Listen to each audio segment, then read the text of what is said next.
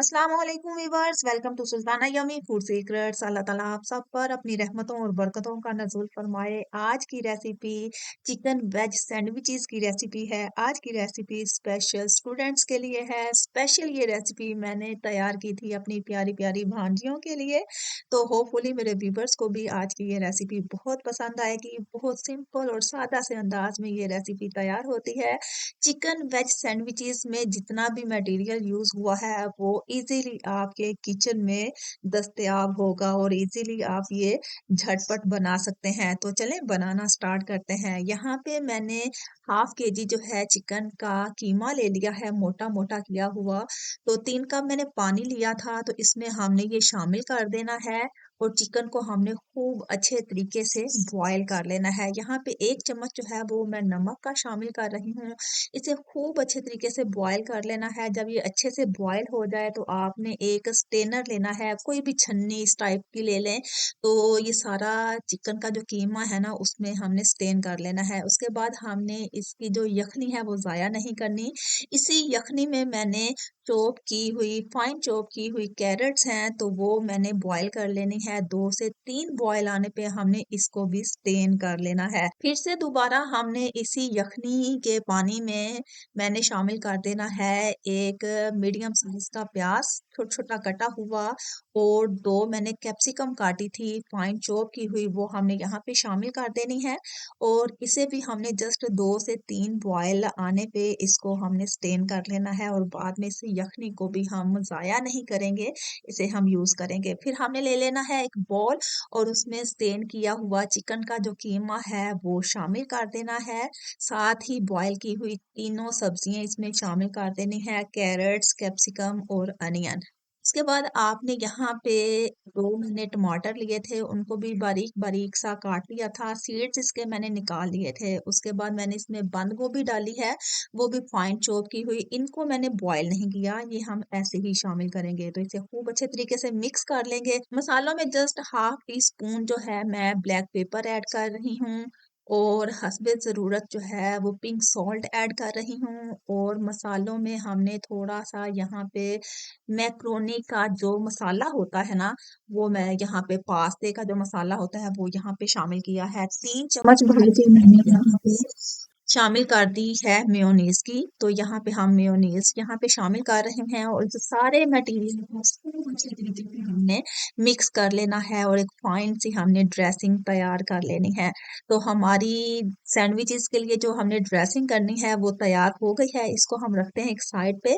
दूसरी साइड पे मैंने ले लिया है जनाब एक प्याली में टोमेटो केचप, और एक प्याली में मैंने ले ली है फ्रेश क्रीम। तो क्रीम की जगह पे आप बटर भी यूज कर सकते हैं। दूसरी तरफ मैंने चूल्हे पे पैन रखा है, उस पे मैंने हल्का हल्का जो है वो ऑयल रखा है, और एक पैकेट मैंने ब्रेड का लिया है। तो ब्रेड्स को मैंने जो है दोनों साइडों पे हीट अप कर लेना है, हल्का हल्का कुक कर लेना है।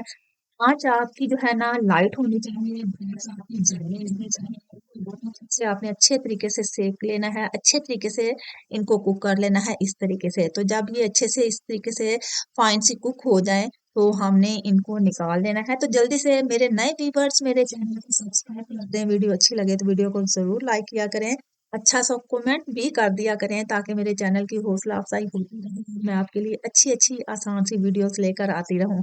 तो हमारी ब्रेड जो है ना अच्छे तरीके से सिक चुकी हैं। अब मैंने 2 प्लेटें ली हैं, तो एक प्लेट में मैंने ब्रेड्स रखी हैं, और एक ब्रेड पे मैंने लगा देना है वन साइड पे टोमेटो केचप इस तरीके से। यहाँ पे आप जैम भी यूज कर सकते हैं, और आप चटनी भी यूज कर सकते हैं जो आपने घरेलू तैयार की हुई होती हैं। ये आपकी चॉइस पे डिपेंड करता है कि आपने किस तरीके का सैंडविच खाना है। तो ये कोई इतना बड़ा इशू नहीं होता, जैसे मर्जी आप ये चीजें जो है ना यूज कर सकते हैं अपने टेस्ट के हिसाब से। तो यहाँ पे मैंने एक ब्रेड पे अब जो हमने ड्रेसिंग तैयार करके रखी हुई है ना, तो वो हमने एक साइड पे रख देनी है अच्छे तरीके से। और ये जो दूसरी ब्रेड जो हमने करीम लगा के रखी हुई थी वो इसके ऊपर रख देनी है, और एक तय मजीद हमने एक लेयर जो है ना इसके ऊपर ड्रेसिंग की लगा देनी है अच्छे तरीके से, ये जितना भी हमने मटेरियल तैयार किया हुआ है इस तरीके से। तो जब ये अच्छे से तैयार हो जाए तो इसके ऊपर हमने एक और जो है ना ब्रेड का स्लाइस जो है वो रख देना है टोमेटो केचप का। आप यहाँ पे चिली सॉस भी यूज़ कर सकते हैं अपने टेस्ट के हिसाब से। तो ये रख दिया और हमने तकून की शेप में ना हमने इसको काट लेना है। ये इस तरीके से।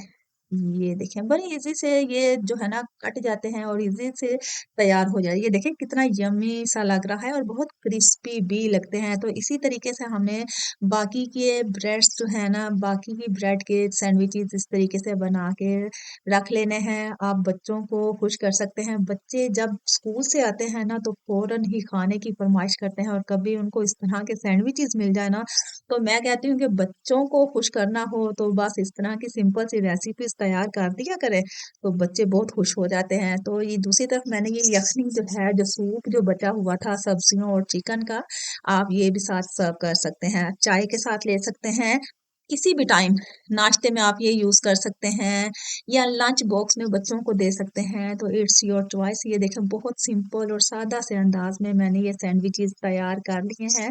होपफुली मेरे व्यूवर्स को आज की ये रेसिपी बहुत पसंद आएगी। तो एक प्लेट मैंने इस तरीके से सैंडविच तैयार किए हैं तो ये भी तैयार हो गए हैं। तो ये लें जनाब हमारे मज़ेदार चिकन वेज सैंडविचेस हो गए हैं तैयार। होपफुली मेरे व्यूवर्स को आज की ये रेसिपी में कुछ ना कुछ सीखने को ज़रूर मिला होगा। कमेंट बॉक्स में अपनी राय का इजहार मस्ट किया करें। मुझे आपके कमेंट्स खुशी देते हैं तो अच्छा सा कमेंट लाजमी कर दिया करें। मेरे चैनल के साथ कनेक्टेड रहें। अपना और अपने प्यारों का ढेर सारा ख्याल रखें। मिलते हैं एक अच्छी सी यूनिक सी सिंपल सी वीडियो के साथ। तब तक के लिए अल्लाह हाफिज।